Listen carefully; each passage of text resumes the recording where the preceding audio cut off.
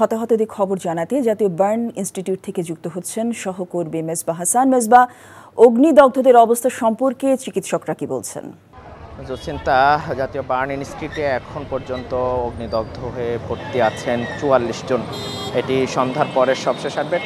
আমরা সন্ধ্যার আগ পর্যন্ত দেখেছি সিএমএস থেকে 2টি অ্যাম্বুলেন্স এখানে যুক্ত হয়েছে, যার পরে সর্বশেষে কর্তৃপক্ষ আমাদেরকে জানিয়েছেন এখানে এখন পর্যন্ত ৪৪ জন ভর্তি আছেন, যার মধ্যে আইসিইউতে রয়েছেন 12 জন এবং 20 জনের অবস্থা আশঙ্কাজনক বলে আমাদেরকে জানিয়েছেন।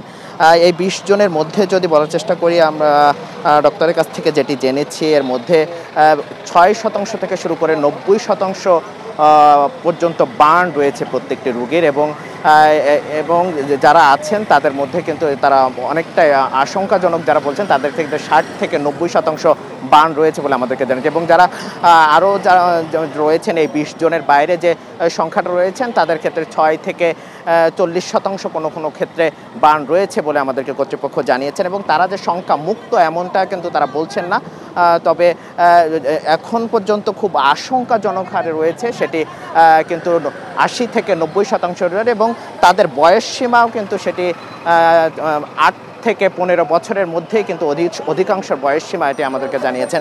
এছাড়া কিন্তু অ্যাডাল্টের হয়তো 2-1 জন থাকতে পারে বলে আমাদেরকে কর্তৃপক্ষ জানিয়েছেন। সব মিলিয়ে এখন পর্যন্ত 44 জন ভর্তি রয়েছে, যার মধ্যে 12 জন আইসিইউতে আছে এবং 20 জনের অবস্থা কিন্তু আশঙ্কাজনক।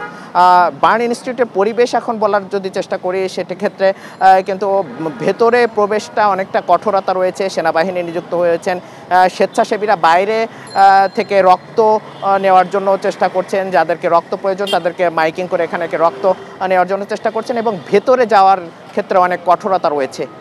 এই ছিল বার্ন ইনস্টিটিউট থেকে সবশেষ। জসিন্তা,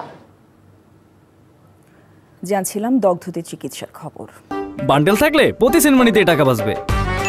বিকাশ সেনমানি বান্ডেল কিনে জিতুন প্রতি লেনদেনে।